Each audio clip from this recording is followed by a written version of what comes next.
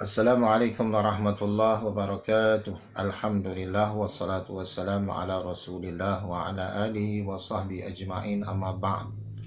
Saudara dan saudari yang dikasihi sekalian, perkongsian ilmu kita pada kali ini berkaitan dengan tajuk 5 hidayah. 5 hidayah. Apa dia hidayah? Petunjuk. 5 hidayah yang saya akan sebutkan di sini adalah sebagaimana yang dinyatakan oleh Al-Alamah Al-Adib Jama'in Abdul Murad dalam kitabnya Tafsir Juz'ul Ammah. Jadi kitab ini digunakan di dalam pengajian-pengajian di Masjid Surau. Hidayah yang pertama ialah Hidayatul Wajdan At-Tabi'i, iaitu petunjuk yang timbul dari rasa menurut tabiat sejak lahir ke dunia. Contohnya, rasa lapar, rasa dahaga, rasa panas, rasa sejuk, rasa basah, rasa sakit dan sebagainya. Dengan petunjuk rasa-rasa ini, anak itu menangis. Contohnya bila dia lapar, dia menangis. Bila dia rasa dia lapar, dia pun menangis. Untuk minta makanan, untuk diberikan makanan oleh ibunya.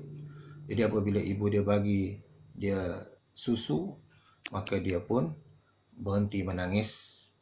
Kerana apa? Petunjuk daripada rasa puas.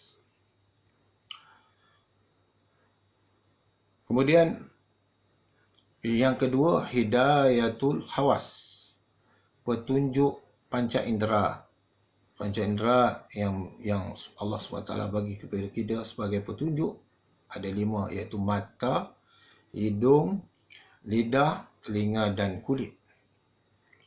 Allah bagi kepada kita hidayah hawas ini untuk keselamatan kita, untuk kita mendekati perkara-perkara yang baik, perkara yang bermanfaat, dan menjauhi perkara-perkara yang memudarat atau yang merugikan.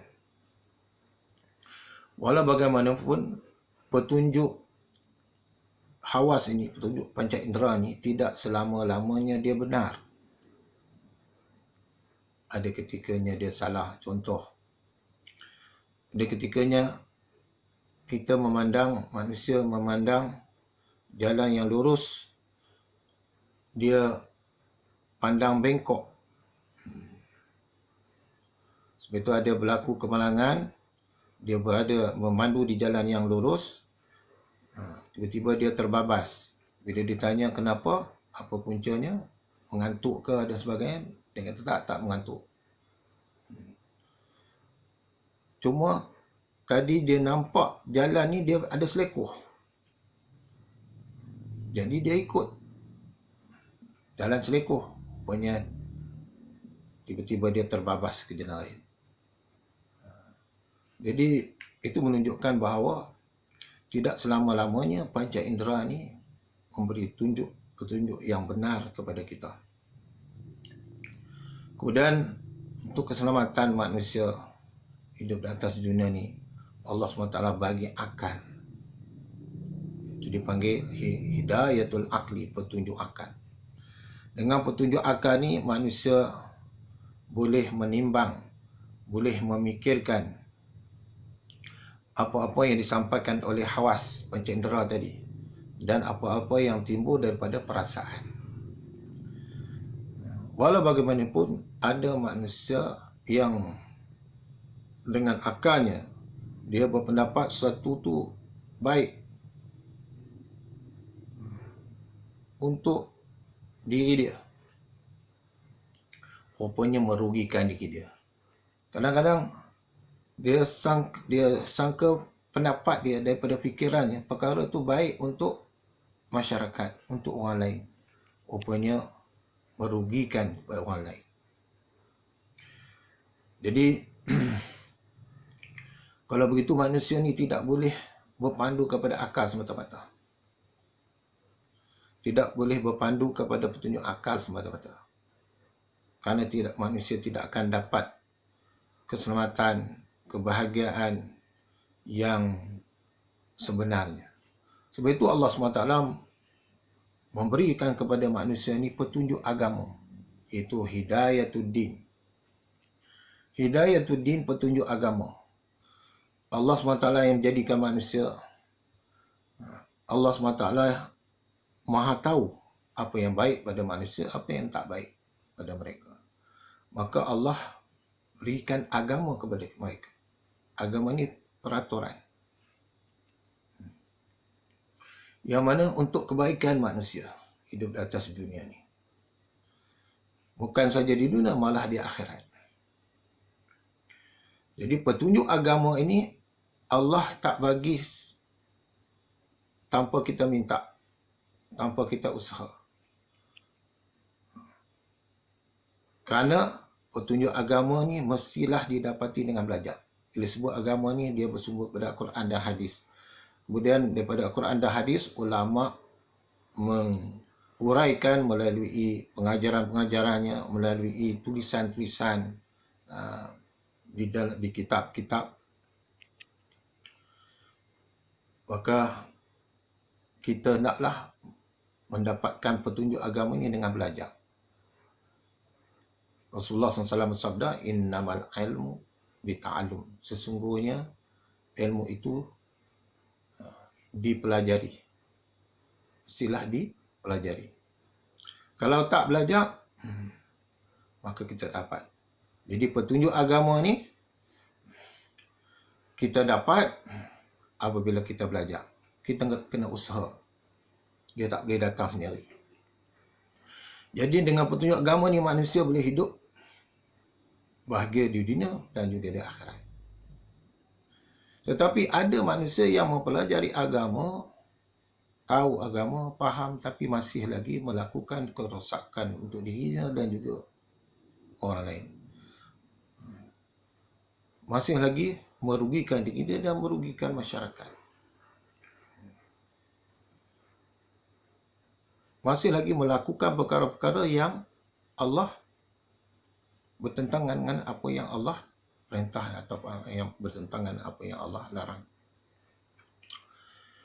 Kalau begitu, apa lagi manusia perlu? Petunjuk apa lagi manusia perlu? Jadi yang kelima ialah petunjuk yang disebut sebagai taufik.